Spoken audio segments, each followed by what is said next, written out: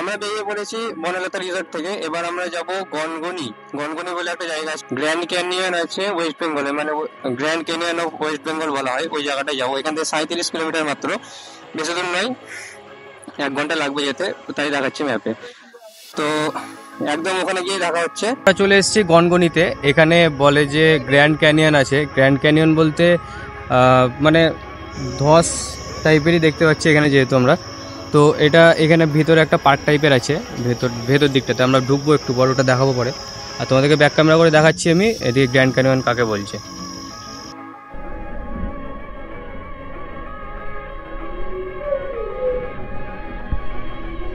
আমরা পার্কটার ভিতর দিকে যাই, ভিতরে গিয়ে কথা হবে তোমাদের সঙ্গে। এটাই হচ্ছে ভেতরের সেই ছোট পার্ক টাইপের যে জায়গাটা আছে। তো এখানে শুনলাম নাকি 2-1টা ওয়াচ টাওয়ার আছে উঁচু, ওখান থেকে কয়েকটা ছবি ভালো ভালো তুলে নেবো, নিয়ে আবার এখান থেকে বেরিয়ে যাবো।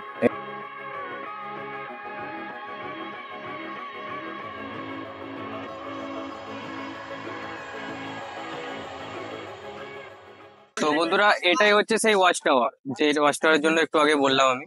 আর এখান থেকে প্রায় ভিউটা খুব সুন্দর দেখা যাচ্ছে।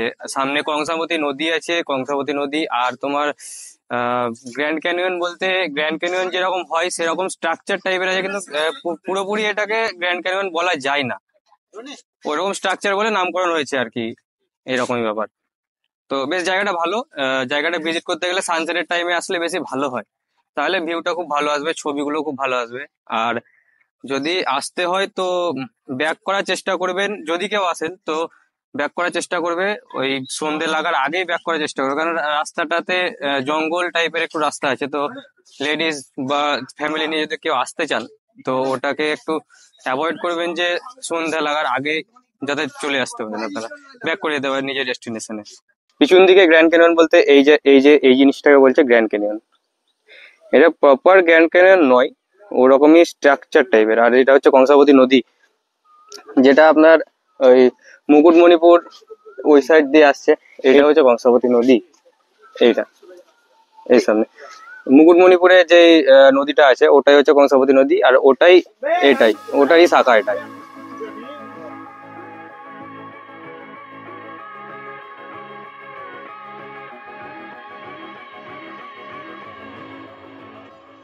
গনগনির বাইরের ভিউ একটা। তো গনগনির বাইরে কিছু কিছু দোকান আছে, খাবারের দোকান আছে, কিছু কিছু জিনিসপত্রের দোকান আছে। তো এরকমই টাইপের জায়গাটা। আমাদের রাস মন্দির যাওয়ার কথা ছিল, কিন্তু রাস্তায় একটা প্রবলেম হয়ে গেছে। রনি ভাইয়ের যে বুলেটটা ছিল, ওই বুলেটটাতে একটা বড় আকারের একটা পেরেক ঢুকে গেছে বুলেটের পিছন চালায়। তো সেটার জন্য এখন ডিলে হয়ে গেল। এখানে সবাই দেখো, সবাই বসে আছে। এখানে একটা গ্যারেজ পেয়েছি, ওই গ্যারেজে গিয়ে এখন সব ঠিকঠাক করা। আর আমরা শুনলাম যতদূর যে রাস মন্দিরটা 7টার পরে বন্ধ করে দেয়। তো এখন তো ঘড়িতে প্রায় 7টা পার হয়ে গেছে। তো এখন আজকে আর মন্দির হয়তো যাওয়া যাবে না, দেখানো যাবে না কাউকে। তো যদি পাই ওই দিক দিয়ে আমরা দুর্গাপুর দিয়ে যাব। তো যদি বাইরে থেকে কিছু ছবি তুলতে পারি তো ভালো, না তো আবার ওখান থেকে আমরা দুর্গাপুর থেকে রওনা দেবো। তোমাদেরকে এখন দেখাতে যাচ্ছি একটা ওয়াটার ক্রসিং। ওয়াটার ক্রসিং তো না, এটা হচ্ছে পুরো নদী ক্রসিং, রিভার ক্রসিং হবে, শুধু দেখে যাও। এটা হচ্ছে দামোদর রিভার। দামোদর রিভারের নিচ দিয়ে আমরা নেমে যাচ্ছি, কারণ যে ব্রিজটা আছে ব্রিজটাতে কাজ চলছে এখন কনস্ট্রাকশনের। হ্যাঁ, তো সেজন্য নিচে দিয়ে রাস্তা করে দিচ্ছে এখন, রাস্তা করে দিয়েছে। তো এইটার উপর দিয়ে যাবো, কিন্তু এটা বেসিক্যালি একটা ওয়াটার ক্রসিং এর এক্সপিরিয়েন্স দেবে আমাদেরকে। তো দেখে যাও কিরকম। এই শুরু হয়ে গেছে ওয়াটার ক্রসিং।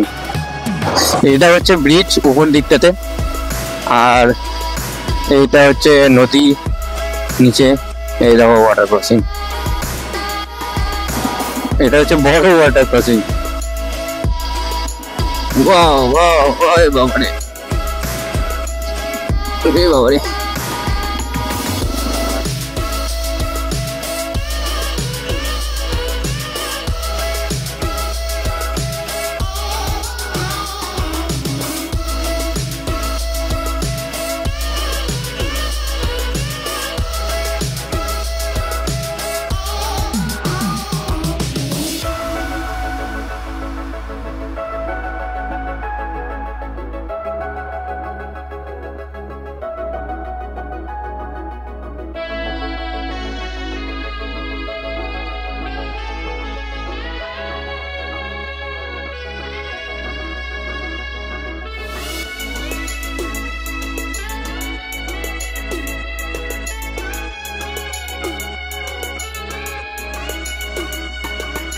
এতক্ষণে অর্ধেক নদীটা পার হলো, এখনো অর্ধেক বাকি আছে।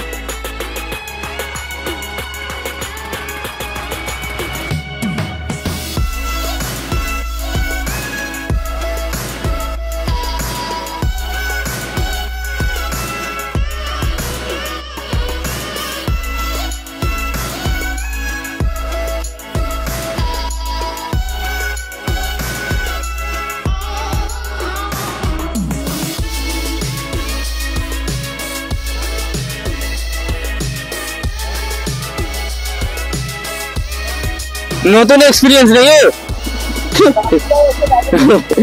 হ্যাঁ, বলছে বাঁকুড়ায় এসে লাদাখের মিনি ভার্সন ফিল পেলাম, মানে লাদাখ মিনি। লাদাখ তো যেতে পারবো না এখন, সেই জন্য এখানেই কিছুটা ফিল নিয়ে নেওয়া হলো। কিন্তু বেশ ভালো লাগলো জায়গাটা, প্রথমবার একটু নতুন এক্সপিরিয়েন্স।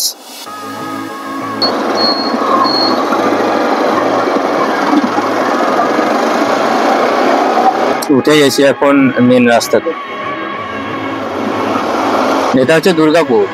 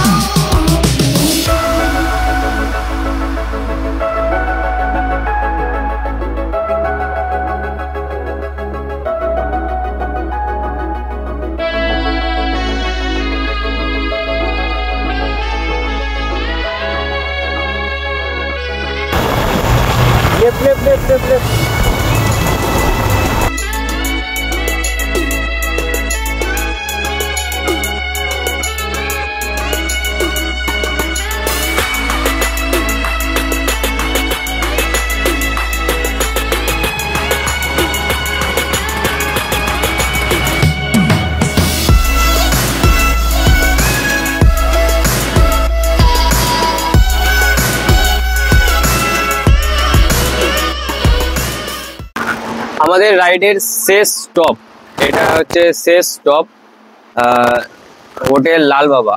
তো এখানে আমরা সব ডিনার করতে দাঁড়িয়েছি, শেষ স্টপ এটাই। এরপরে আর কোনো স্টপ হবে না, এখান থেকে ডিনারটা সেরে নিয়েই তারপর আমরা একদম বোলপুরের উদ্দেশ্যে রওনা দেব। আর এটা হচ্ছে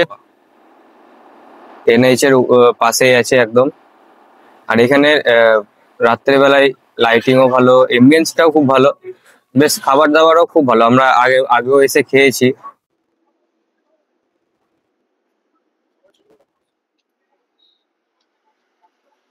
হ্যাঁ, তো যে জায়গাটা যাওয়ার আমাদের কথা ছিল রাসমঞ্চ বলে, ওই জায়গাটা আমরা যেতে পারিনি, কারণ ওখানে যাওয়ার সময় আমরা বেরিয়েছিলাম ওখান থেকে যাওয়ার জন্য, কিন্তু যাওয়ার সময় ওই আমাদের একটা বাইকের একটু প্রবলেম হয়ে গেছিল, সেই জন্য টাইমটা শর্টেজ হয়ে গেল। এমনিতেও বেসিক্যালি আমাদের যে ওয়ান ডে রাইডগুলো হয় সেগুলোতে একটু টাইমের শর্টেজ থাকে, তো এটারও শর্টেজ ছিল বলে যে যাওয়া হলো না।